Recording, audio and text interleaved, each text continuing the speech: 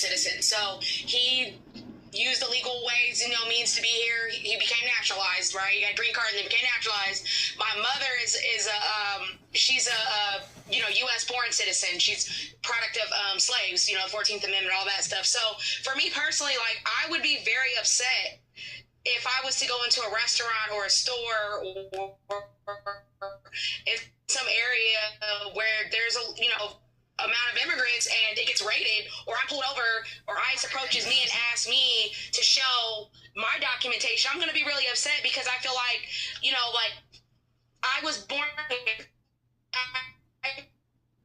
Yeah. You're making some great points there, Hinda, but we cannot hear you. We cannot hear you. You're underwater. We cannot hear you. Sorry, Hinda. Can't hear you. I guess there it goes. It went through this time. Sorry, Hinda, we cannot hear you. You were underwater there. I told the story the other day. They thought that they looked like they were Hispanic, so they pulled them over, and it was Native American women. And the guy from ICE says, "Are you an American?" And she says, "Yeah, are you?" that was great, But why are you pulling a car over just because you see two old ladies driving the car who look like they may be Hispanic? Because there's a lot of Indian blood in folks from south of the border, right? So, why would you do that?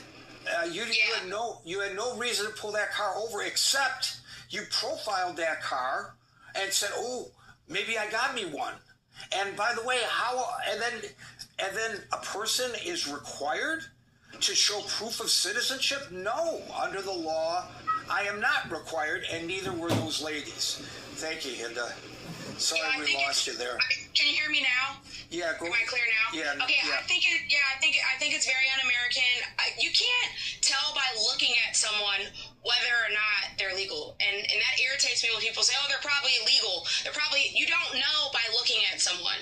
It would take verification, and I just feel like, why is ICE harassing people? I think, like I said, now if you come here illegally, they all know, and document people all know that they are taking a risk by coming here, and there is a risk that they could be caught and they could be deported.